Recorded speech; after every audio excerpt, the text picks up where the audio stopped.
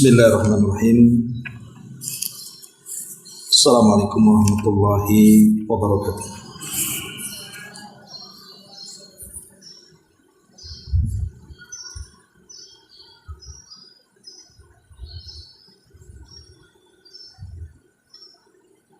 Alhamdulillah wassalatu wassalamu ala Rasulillah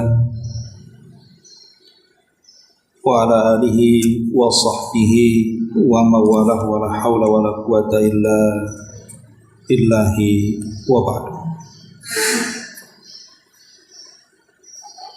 Alhamdulillah, di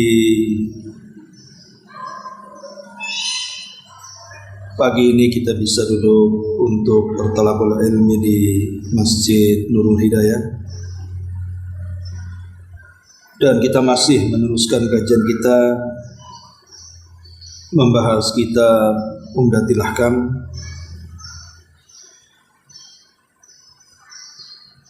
di mana kita sudah masuki bab ke-11, bab menghadap kiblat.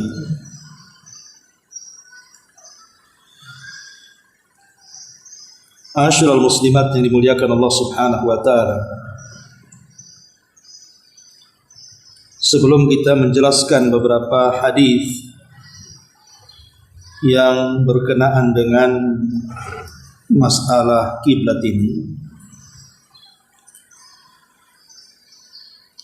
maka sedikit kita akan membahas tentang kisah daripada kiblat ini sendiri. Asyiral muslimat yang dimuliakan Allah Subhanahu wa taala, kita tahu bahwa yang dimaksud kiblat di sini adalah menghadap Baitullah Al-Haram. Lebih khusus menghadap Ka'bah Al-Musharrafah, Ka'bah yang diagungkan Allah Subhanahu wa taala. Jadi sebelum kita membahas tentang masalah menghadap kiblat, sedikit atau ringkasan sedikit kita menghadap ataupun pembahasan seputar pembangunan Ka'bah di zaman Nabi sallallahu alaihi wasallam dan di zaman sebelum Nabi sallallahu alaihi wasallam.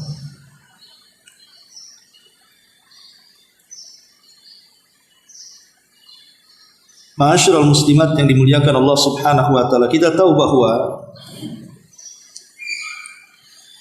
Ka'bah secara khusus dan Masjidil Haram secara umum adalah tempat yang sangat dimuliakan Allah Subhanahu wa taala.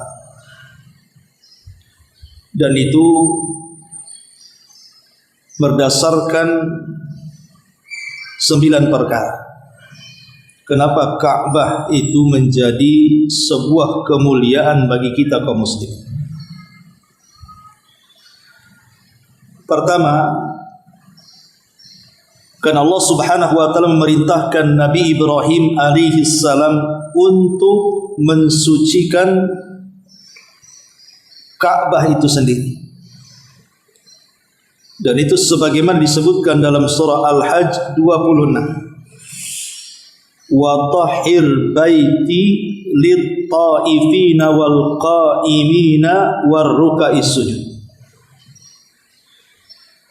Wa Ibrahim, sucikanlah rumahku bagi orang-orang yang tawaf, bagi orang-orang yang berdiri salat, serta bagi orang-orang yang ruku dan sujud.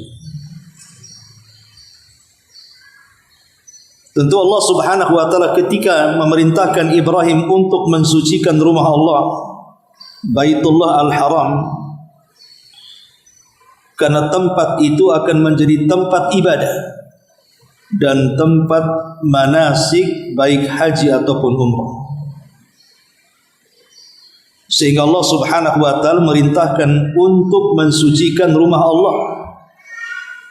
Maksudnya disucikan dari kesyirikan dan juga kemaksiatan-kemaksiatan atau dari kotoran-kotoran secara umum. Ini yang pertama. Yang kedua, mulianya Ka'bah. Karena Allah Subhanahu wa taala mengidhafahkan Ka'bah itu kepada Allah Subhanahu wa taala. Di mana kita kenal dengan sebutan Baitullah, rumahnya Allah Subhanahu wa taala. Dan sesuatu yang disandarkan kepada Allah menjadi mulia. Apapun yang disandarkan kepada Allah, maka sandaran itu menjadi mulia. Yang ketiga, bahwa Allah Subhanahu wa taala telah mengharamkan Mekah menjadi kota yang suci sejak Allah menciptakan langit dan bumi. Tentu tidak lain karena kemuliaan Baitullah yang ada di dalamnya. Dan itu berdasarkan hadis Nabi sallallahu alaihi wasallam, "Inna hadza baladun harramahu Allahu yauma khalaqas samawati wal ardh." Sesungguhnya negeri ini, maksudnya Mekah, adalah negeri yang sangat dimuliakan Allah sejak Allah menciptakan langit dan bumi. Tentu karena kehormatan dan kemuliaan Ka'bah yang ada di dalamnya. Kemudian yang keempat, Allah Subhanahu wa taala melindungi Ka'bah dari orang-orang yang hendak menghancurkannya. Seperti ma'ruf dalam kisah Ashabul Fil yang Allah tuangkan dalam suratul Fil ayat 1 sampai 5. Bagaimana tentara Abrahatul Ashram datang dengan pasukan bergajah, kemudian dihancurkan Allah dengan burung ababil, menunjukkan bahwa Allah tidak suka siapapun yang mengganggu Baitullah, menunjukkan bahwa Baitullah itu bukan rumah biasa, tapi itu rumahnya Allah Subhanahu wa taala yang sangat Allah agungkan. Kemudian yang kelima, Allah Subhanahu wa taala memerintahkan manusia agar datang ke Ka'bah untuk melaksanakan haji dan umrah, dan Allah tidak perintahkan ke tempat-tempat lain selain daripada Ka'bah. Allah mengatakan dalam surah Al-Imran 97, "Walillahi 'alan nasi hajjul baiti man istata'a ilaihi sabila." Dan kewajiban bagi Allah atas manusia adalah melaksanakan haji bagi yang mampu melakukan di perjalanan. Kemudian yang keenam, Nabi sallallahu alaihi wasallam melarang untuk melakukan buang hajat besar ataupun kecil menghadap kiblat atau membelakanginya. Tidak lain dan bukan larangan kencing ataupun buang hajat besar menghadap kiblat ataupun membelakanginya, karena dia telah melakukan pelecehan kepada hal yang sangat dimuliakan dan dihormati Allah Subhanahu wa taala, menunjukkan bahwa Ka'bah itu sesuatu yang sangat mulia.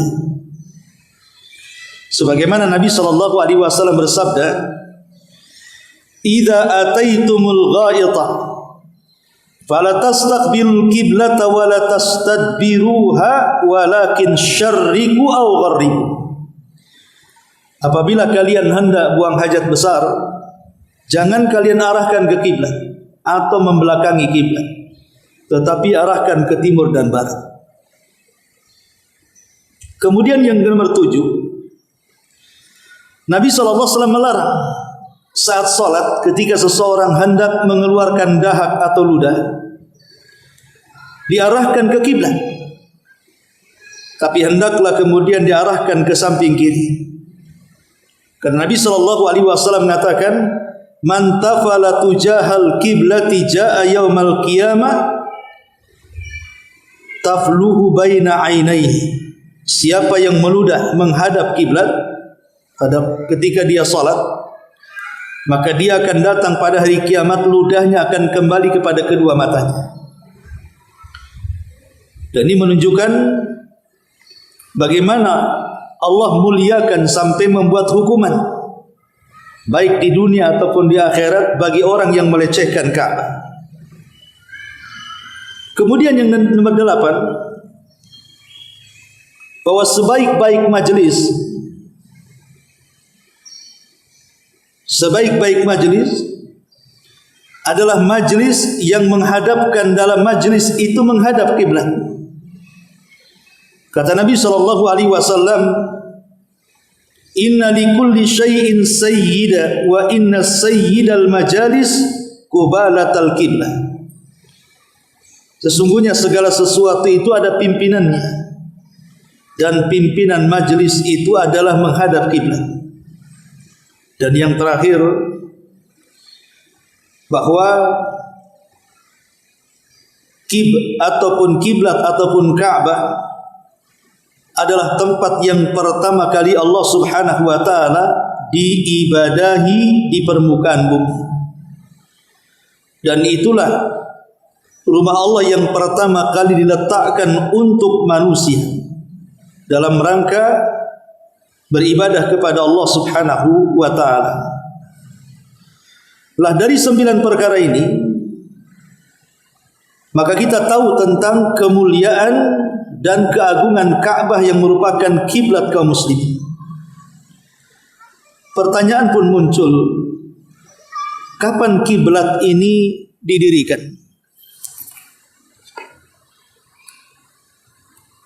Habis baterainya. Ada baterai? Baik. Jadi kapan Ka'bah ini didirikan dan siapa yang mendirikannya? Terjadi silang pendapat di antara para ulama. Siapa yang mendirikan Ka'bah pertama kali?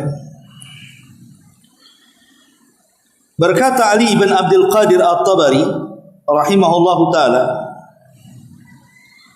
sebagaimana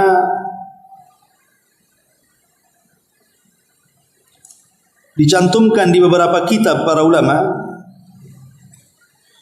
beliau mengatakan Ali ibn Abdul Qadir At-Tabari rahimahullahu taala,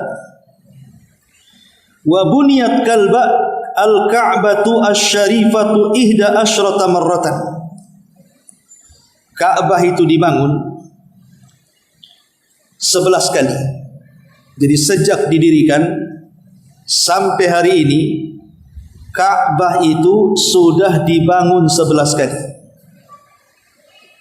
Jadi awalnya dibangun, kemudian rusak, dibangun lagi, rusak lagi, dibangun lagi, rusak lagi, dibangun lagi, sampai 11 kali. Dan yang pertama adalah bina'ul malaikati. Pertama yang membangun Ka'bah adalah para malaikat. Jadi para malaikatlah yang membangun Ka'bah yang ada di bumi ini. Makanya Nabi Allah Adam alaihi salatu wassalam ketika diusir dari sorga, ada yang mengatakan Nabi Adam diturunkan di Sri Lanka dan Hawa diturunkan di Jeddah. Kemudian kedua manusia mulia ini saling mencari, ketemulah di Arafah. Maka mereka pun kemudian berdoa kepada Allah dengan membaca kalimat yang Allah ajarkan tentang kalimat-kalimat taubat. Rabbana zalamna anfusana wa illam taghfir lana wa tarhamna lanakunanna minal khasirin. Maka Allah terima taubatnya. Setelah Nabi Allah Adam diterima taubatnya di tanah haram, di tanah halal, karena Arafah itu sebagiannya halal, sebagiannya haram tanahnya. Makanya boleh orang mengambil mikot di Arafah karena ada tanah haramnya di situ, perbatasan halal haram. Lah ketika Nabi Allah Adam bertobat, dia masih di tanah halal. Kemudian setelah diterima taubatnya, dia masuk ke tanah haram, kemudian menuju Ka'bah, dan Ka'bah sudah ada. Maka Nabi Allah Adam alaihi salatu wassalam kemudian melakukan ibadah. Itulah ibadah pertama yang dilakukan Nabi Allah Adam sebagai manusia pertama yang hidup di bumi. Tapi seiringnya waktu kemudian Ka'bah pun rusak. Kemudian setelah itu dibangun oleh Nabi Allah Adam alaihi salatu wassalam. Diperbaiki oleh Nabi Allah Adam alaihi salatu wassalam. Tapi setelah kemudian Adam meninggal dunia, maka Ka'bah pun menjadi rusak. Sebelum Adam alaihi salatu wassalam meninggal dunia, dia berwasiat kepada putra bungsunya, namanya Nabi Allah Syith alaihi salam, agar setelah wafatnya Ka'bah diperbaiki. Akhirnya oleh Nabi Allah Syith alaihi salam pun Ka'bah diperbaiki. Kemudian setelah Syith meninggal, datang zaman Idris, kemudian datang zaman para nabi setelahnya, sampai kepada zaman Nabi Allah Ibrahim alaihi salatu wassalam. Maka Ka'bah pun rusak dan terkubur dengan tanah. Maka setelah kemudian putra Ibrahim Ismail dewasa, dan juga istri Ibrahim Sarah meninggal dunia, maka kemudian Ibrahim pun hijrah dari Palestina, kemudian tinggal di Mekah bersama anaknya Ismail. Disitulah dia mendirikan Ka'bah dari pondasinya. Artinya pondasinya sudah ada, cuman mendirikan dari di atas pondasinya. Tetapi kemudian setelah Nabi Ibrahim alaihi salatu wassalam meninggal, Ismail juga meninggal, Ka'bah pun kemudian rusak lagi. Kemudian oleh kabilah Amalikah. Kabilah Amalikah diperbaiki. Tapi setelah kemudian kabilah Amalikah juga sudah jauh waktunya, zamannya, kemudian rusak, maka kemudian diperbaiki lagi oleh suku Jurhum. Suku Jurhum ini adalah kabilahnya istri daripada Ismail. Karena Ismail itu orang Palestina, bukan orang Arab. Dia menikah dengan suku Jurhum. Dan suku Jurhum itulah penduduk awal kota Mekah. Penduduk awal kota Mekah itu suku Jurhum dari Yaman. Tapi setelah kemudian Jurhum kalah oleh kabilah Khuza'ah, maka kemudian sedikit demi sedikit ajaran Ismail, ajaran Ibrahim memudar. Karena pemimpin Khuza'ah Amr bin Luhai, kemudian dialah yang mengawali era pergantian keyakinan tauhid menjadi keyakinan syirik. Ketika dia safar, kemudian dia singgah di perkampungan di Syam, dia melihat perkampungan itu banyak yang menyembah berhala. Kemudian Amr ibn Luhai tertarik dengan satu berhala, karena ketika ditanya apa fungsinya, dia mengatakan untuk menurunkan hujan. Dia teringat Mekah itu gersang, perlu hujan. Maka Amr ibn Luhai meminta agar Hubal dibawa. Maka dibawalah Hubal dari Syam, kemudian diletakkan di tengah-tengah Ka'bah. Sejak Hubal berdiri, akhirnya banyak berhala yang merajalela di kota Mekah. Sampai zaman Nabi SAW yang disebut dengan zaman jahiliyah. Makanya Rasul mengatakan orang yang pertama kali merubah agama Ibrahim dan Ismail adalah Amr ibn Luhai al-Khuzai.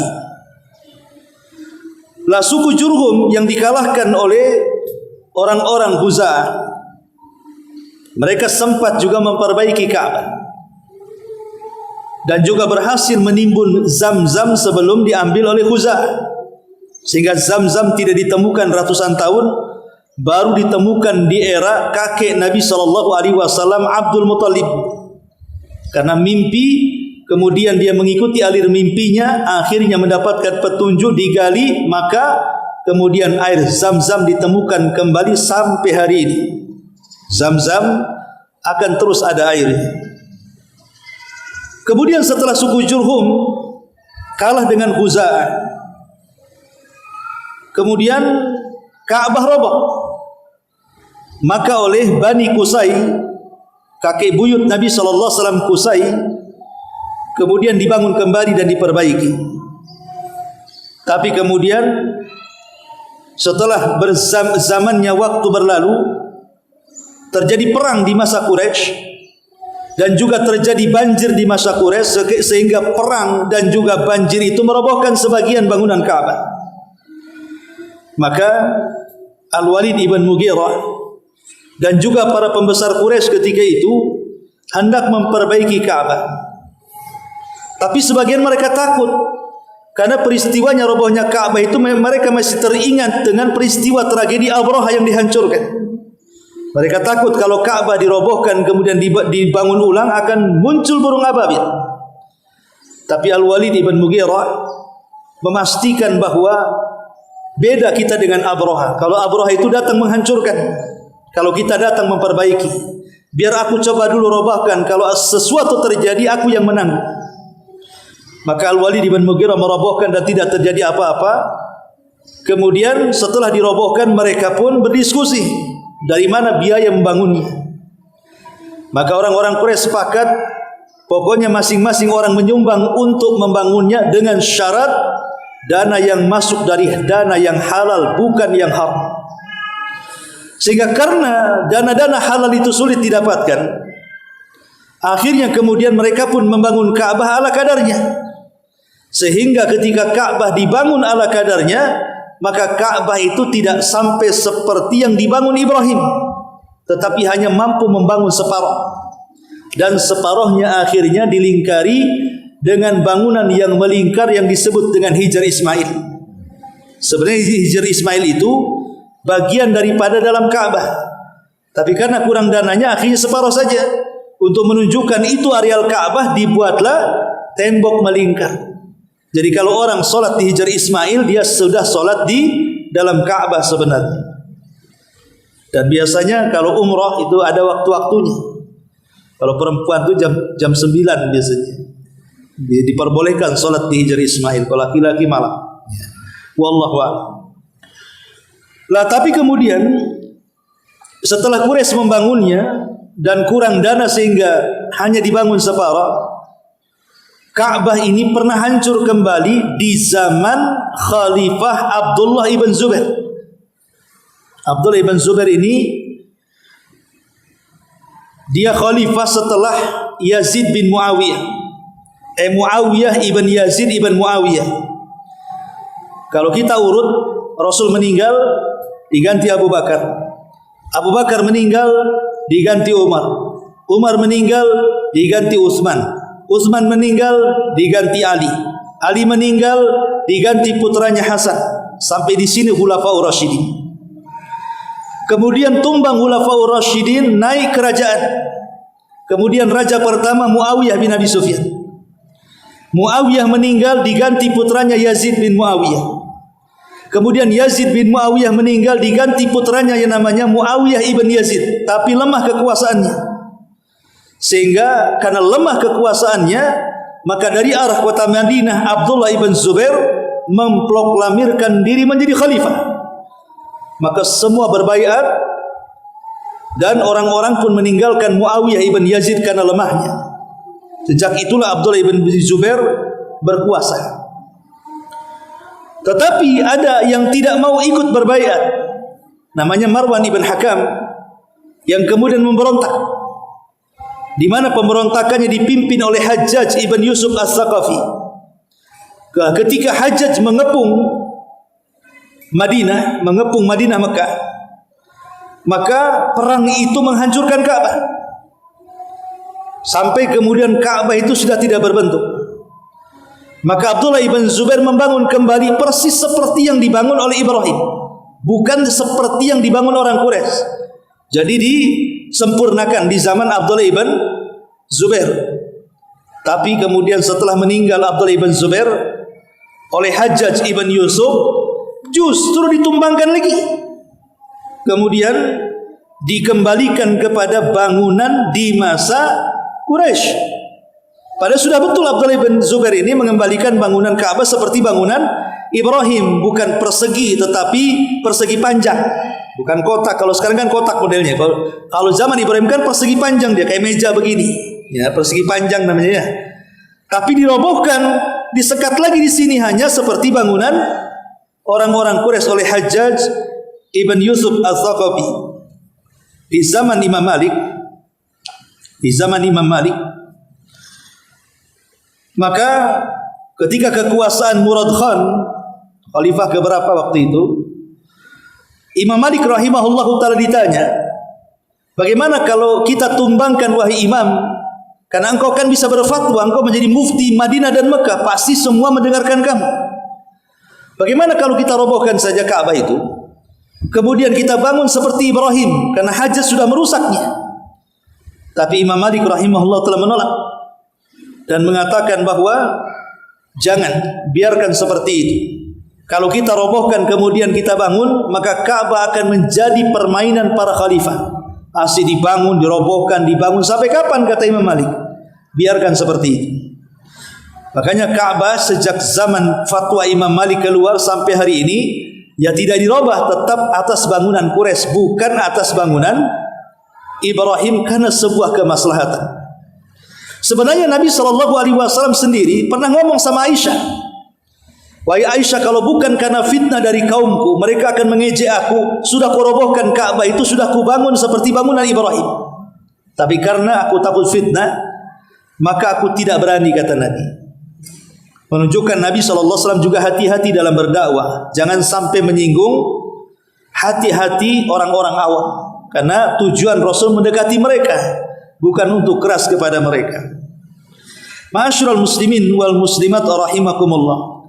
Tetapi kalau kita ringkas dari pembangunan Ka'bah ini, berarti di sini ada hal yang diperselisihkan dan ada hal yang disepakati. Adapun yang diperselisihkan, Ka'bah dibangun para malaikat, kemudian dibangun Nabi Adam, kemudian dibangun Nabi Syith, kemudian juga dibangun oleh orang-orang Amalikah, dibangun oleh orang-orang Qusay ibn Kilab, dan dibangun oleh Abdul Muttalib. Tapi yang disepakati berdasarkan Quran, Ka'bah itu dibangun oleh Ibrahim alaihi salatu wassalam. Karena Quran yang mengatakan seperti itu. Wa id yarfa'u Ibrahimu qawa'ida minal baiti. Dan ingatlah ketika Ibrahim meninggikan bangunan Baitullah. Dari sini kita tahu nas Al-Quran mengatakan bahwa yang membangun Ka'bah itu Ibrahim. Walaupun Ibrahim tidak membangun dari pondasi, karena Allah mengatakan meninggikan, bukan membangun dari pondasi. Lah siapa yang memondasi? Itulah yang jadi perselisihan ulama tadi. Ada mengatakan malaikat, ada mengatakan Adam, ada mengatakan Syith, dan begitu seterusnya. Kemudian juga yang disepakati adalah pembangunan orang-orang Quraisy. Itu sepakat orang-orang Quraisy berdasarkan sejarah. Kalau kita membaca sejarah Nabi, ketika Nabi berusia belasan tahun, terjadi perang antara kabilah-kabilah itu, sehingga perang itu menjadikan Ka'bah rusak. Sehingga Nabi SAW akhirnya bersama para pembesar Quraisy memperbaiki Ka'bah. Tapi dananya tidak cukup, karena dari dana yang halal, akhirnya Ka'bah itu hanya dibangun separuh dan separuhnya menjadi Hijr Ismail. Ma'asyiral muslimat yang dimuliakan Allah Subhanahu wa ta'ala, di antara sejarah pembangunan Ka'bah dari zaman ke zaman. Baik, ma'asyiral muslimat yang dimuliakan Allah Azza wa Jalla, kita baca satu hadis dari bab menghadap kiblat ini. An Ibni Umar radhiyallahu anhuma anna Rasulullah sallallahu alaihi wasallam kana yusabbihu ala dhahri rahilatihi haitsu kana wajhuhu yumi'u bi ra'sihi wa kana ibnu Umar yaf'aluhu wa fi riwayatin kana yutiru ala ba'irihi wa li muslimin ghaira annahu la yusalli 'alaiha al-maktubata walil Bukhari illa al-faraid. Ibnu Umar radhiyallahu anhu mengatakan bahwa sesungguhnya Nabi SAW mengerjakan sholat sunnah di atas punggung unta kemanapun arahnya menghadap. Artinya tidak mesti arah kiblat. Beliau memberikan isyarat dengan kepalanya. Ibnu Umar pun melakukan hal yang sama. Dalam riwayat Nabi melakukan salat witir di atas unta. Dalam riwayat Muslim dikatakan akan tapi Nabi tidak mengerjakan salat wajib di atas unta. Dalam riwayat Bukhari dikatakan kecuali salat wajib Nabi tidak mengerjakan di atas unta. Artinya salat wajib tidak boleh dikerjakan di atas kendaraan. Yang boleh dilakukan di atas kendaraan itu hanya salat sunnah saja. Lalu macam mana orang-orang yang ada di pesawat, di kereta, di bus dan yang semacamnya? Kalau mereka bisa turun. Artinya umpamanya kalau turun masih bisa dijamak. Pesawat terbang jam 11. Kemudian landing turun jam 4. Berarti kan masih bisa dijamak tuh antara zuhur dan asar. Jangan solat di pesawat, solat di darat. Karena tidak sah hukumnya solat di atas kendaraan, solat wajib itu. Kecuali darurat. Darurat itu kalau seandainya pesawatnya jam 11, kemudian nanti datangnya tengah malam seperti orang umroh 8 jam gitu ya. Maka darurat, terpaksa solat di pesawat namanya. Karena tidak mungkin turun. Tapi kalau memungkinkan turun. Karena pada dasarnya solat wajib tidak boleh dilakukan di kendaraan. Yang boleh dilakukan itu hanya solat sunnah saja. Ma'asyiral muslimat yang dimuliakan Allah Subhanahu wa taala, hadis ini menjelaskan kepada kita tentang hukum orang itu boleh tidak menghadap kiblat dalam beberapa kondisi. Salah satunya di sini saat salat sunnah dan dia berada di atas kendaraannya. Pada dasarnya dia boleh ketika takbiratul ihram menghadap kiblat, selebihnya kendaraan mau mengarah ke mana saja tidak ada masalah. Kemudian yang kedua, dalam kondisi sakit. Dalam kondisi sakit seseorang boleh tidak menghadap kiblat. Umpamanya dia terbaring. Kalau umpamanya digerakkan ke arah kiblat akan memadaratkan sakitnya, tidak usah, biarkan kemana dia menghadap, disitulah dia solat. Kemudian yang ketiga, dalam kondisi takut, seperti dalam peperangan yang berkecamuk. Sekarang kan banyak perang nih, ya. Ada Thailand, Kamboja, ada Israel, Palestina, ada Rusia, Ukraina, wallahu alam negara mana lagi mau perang. Tapi dalam kondisi perang ini, yang disebut dengan salatul khauf, salat dalam posisi takut, itu tidak disyaratkan menghadap kiblat, yang penting salat. Karena Allah Subhanahu wa taala mengatakan, fa aina ma tuwallu fathamma wajhullah, kemanapun kalian arahkan disitulah wajah Allah Subhanahu wa taala. Dan yang ketiga, hal as-safar, dalam kondisi safar dengan kendaraan masa kini. Kalau kendaraan masa dulu pakai kuda, pakai unta masih bisa lah dihadapkan ke kiblat sebentar kemudian diarahkan ke tempat lain kan. Tapi kalau pesawat kan tidak mungkin kita datang ke pilot gitu, bang ke kiblat sebentar bang, nggak bisa kan. Yang ngikutin arah pesawat kan itu ya. Atau kereta yang lurus nggak belok-belok, ya bus begitu juga.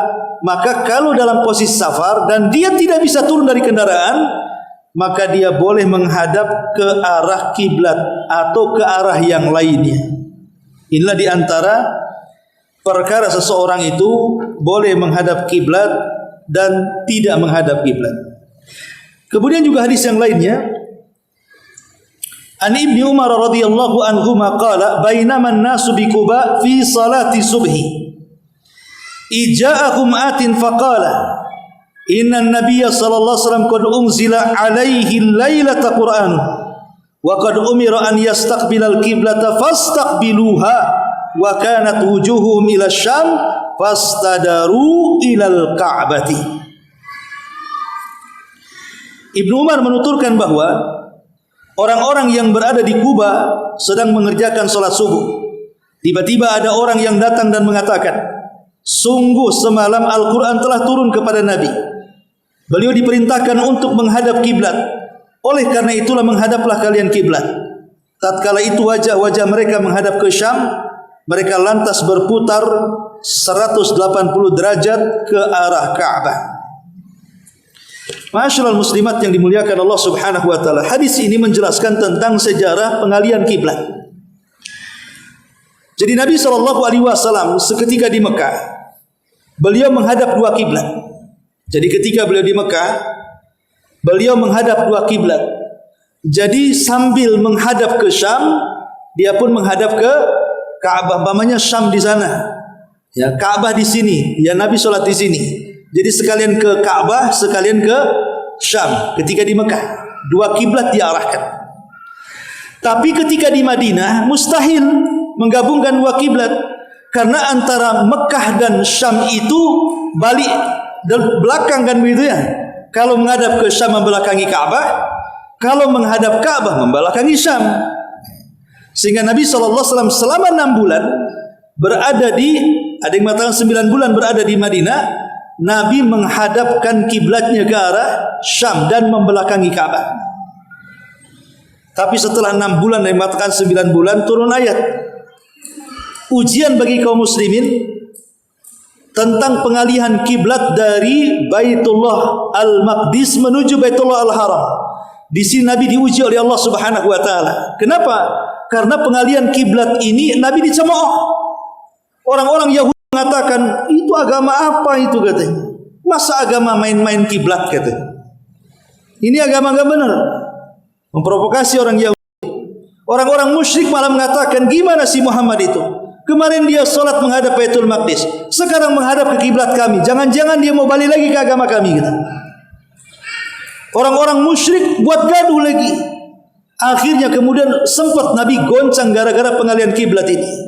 Tapi ini ujian bagi kaum muslimin. Makanya kemudian Nabi SAW dengan tegas, Allah sudah memerintahkan kita menghadap kiblat, hadapkan ke kiblat, belakangi Baitul Maqdis. Ada yang mengatakan alasannya, kenapa Nabi SAW bertahan beberapa bulan menghadap Baitul Maqdis? Karena yang dihadapi di Madinah itu bukan orang musyrik, tapi orang Yahudi. Jadi dengan menyamakan kiblat, mudah-mudahan hati yang tertarik masuk Islam, gitu ya. Tapi sudah beberapa bulan tidak ada satupun yang masuk Islam. Jengkel Nabi. Ini sudah didekati, kiblatnya sudah disamakan, tak juga mau masuk Islam, kan? Akhirnya Nabi selalu memandang ke langit dan ingin kiblatnya dirubah. Sejak itulah turun ayat, qad nara taqalluba wajhika fis sama' falanuwalliyannaka qiblatan tardhaha. Kami sudah melihat wajahmu selalu ditengadahkan ke langit, dan kami tahu engkau suka arah kiblat. Maka Rasulullah mengatakan, fawalli wajhaka syatrul masjidil haram. Sekarang malam ini juga arahkan wajahmu ke Masjidil Haram. Masalahnya ketika ayat ini turun, orang-orang yang di Kubah dah tahu. Karena kita tahu bahwa Kubah ke kota Madinah kan cukup setengah jam naik bus itu, kan. Kalau jalan kaki bisa 2 jam, kan, itu ya. Jadi cukup jauh. Orang-orang Kubah tak tahu, apalagi turunnya di malam hari. Lah ketika esok hari orang-orang Kubah sedang sholat subuh, mereka tidak tahu kalau kiblat sudah dipalingkan. Mereka sedang sholat subuh menghadap Baitul Maqdis. Ketika rakaat pertama selesai, masuk ke rakaat kedua, utusan Rasul baru datang memberitahu, ala wa innal kiblata qad surifat. Kiblat sudah dialihkan, jangan lagi menghadap Baitul Maqdis. Bayangkan dalam posisi ruku di rakaat kedua, sahabat berputar 180 derajat, bayangkan. Tadinya menghadap Baitul Maqdis ke sana, 180 derajat putar ke sana. Dalam posisi ruku mutar. Setelah mereka sholat, mereka menghadap Nabi, ya Rasulullah, apakah rakaat pertama kami sia-sia? Karena turun ayat itu turun semalam, sementara kami tidak tahu apakah rakaat kami sia-sia, apakah rakaat yang kedua saja yang diterima. Maka Allah Subhanahu wa taala turunkan ayat bahwa salat kalian diterima baik rakaat pertama atau rakaat kedua. Baik rakaat pertama menghadap Baitul Maqdis karena ketidaktahuan, atau rakaat kedua menghadap Ka'bah setelah pemberitahuan. Allah tidak akan menyia-nyiakan salat kalian, kata Allah. Dari sini maka sejak pengalian kiblat dari Baitul Maqdis ke Baitul Haram, sejak itu kiblat kaum muslimin tidak pernah berubah sampai hari ini, bahkan sampai kiamat, bahkan sampai Ka'bah dihancurkan oleh Dzu Suwaikotaini di akhir zaman. Tetap arah kita ke Ka'bah.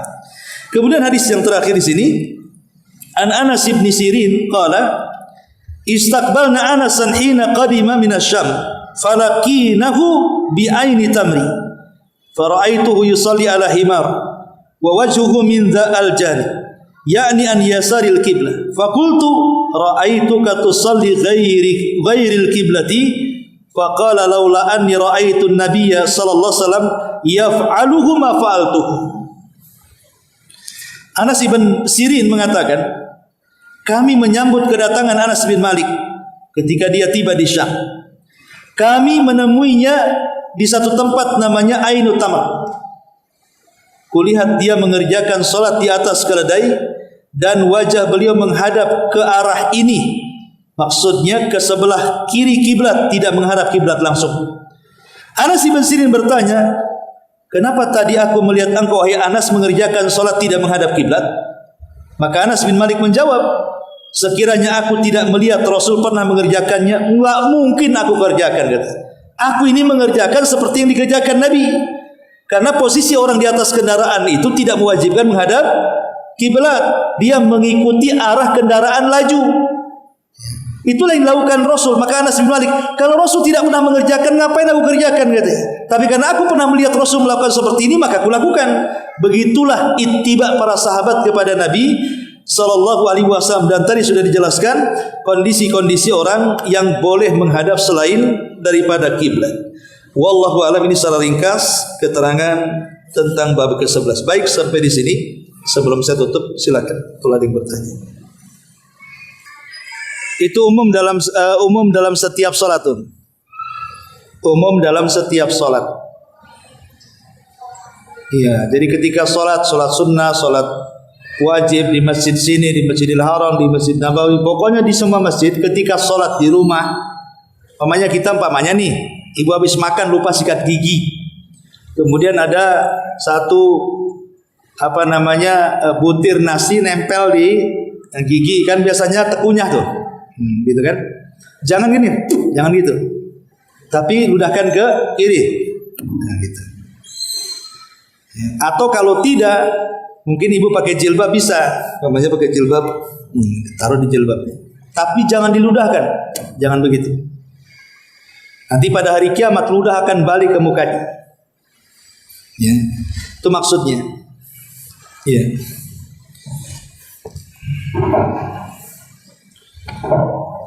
Baik, sampai di sini kalau tidak ada tadi kita tutup.